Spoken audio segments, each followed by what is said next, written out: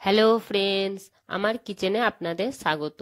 আজকে আমি এই ভিডিওটাতে বাড়িতে কিভাবে নরম তুলতুলে পাউরুটি বানাবেন সেই রেসিপি আপনাদের সাথে শেয়ার করব।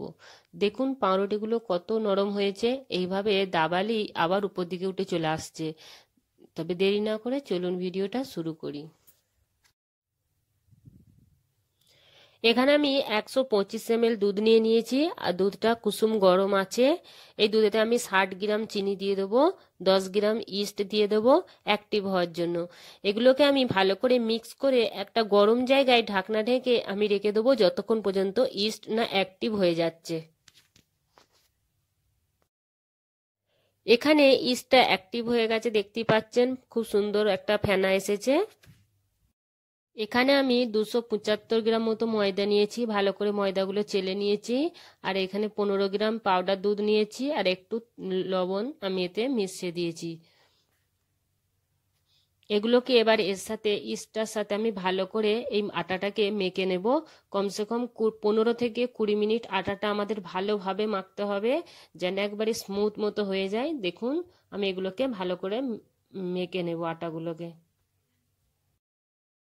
এতে আমি একটা ডিম ভেঙে দেব। দেখুন ডিমটা দিলে খুব সুন্দর একটা স্বাদ আসে। এবার ভালো করে আমি এগুলোকে মেখে নেব।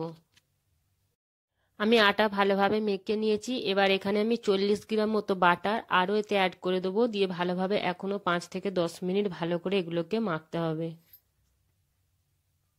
এখানে আমার আটাটা মাখা পুরোই হয়ে গেছে। আমি 40 মিনিট মতো আটাটা মেখেছি। দেখুন এই রকম হতে হবে আটাটা। দেখুন কত পাতলা, কত সুন্দর লাগছে দেখতে, এত মুলায়েম। আর এগুলোকে এবার আমি একটা পাত্রে রেখে উপর থেকে একটু তেল দিয়ে আমি এবার এটাকে ঢেকে রেখে দেবো কমসে কম 1 ঘন্টার জন্য। এইভাবে আমি ঢেকে একটা গরম জায়গাতে 1 ঘন্টার জন্য ছেড়ে রেখে দেবো। 1 ঘন্টা পরে দেখুন কত সুন্দর আটাটা ফুলে গেছে। এবার আমি এগুলোকে ছোট ছোট করে গুটি করে নেব। দেখুন আমি ছোট ছোট গুটি করে নিয়েছি এইভাবে। এবার এইগুলোকে আবার 1 ঘন্টার জন্য আমি এগুলো রেখে দেবো। 1 ঘন্টা পরে দেখুন বন্ধুরা এই গুটিগুলো এত ফুলে গেছে। এইভাবে ফুলতে হবে, তবেই আমাদের রুটিগুলো স্পঞ্জের মতো নরম হবে। এবার এখানে আমি একটা ডিমের কুসুম আর একটু দুধকে ফাটিয়ে রেখেছিলাম, এইভাবে এবার উপরে আমি লাগিয়ে দেব, যাতে করে আমাদের রুটির কালারটা খুব সুন্দর আসে। এবার আমি ওটিজিতে এগুলো দিয়ে দিলাম 20 মিনিটের জন্য।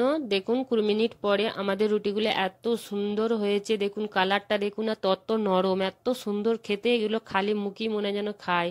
দেখুন কত সুন্দর রংটার, কত নরম হয়েছে। যদি বন্ধুরা ভিডিওটা ভালো লেগে থাকে তাহলে লাইক, কমেন্ট, শেয়ার আর সাবস্ক্রাইব করতে মোটেও ভুলবেন না। ভিডিওটা দেখার জন্য অনেক অনেক ধন্যবাদ।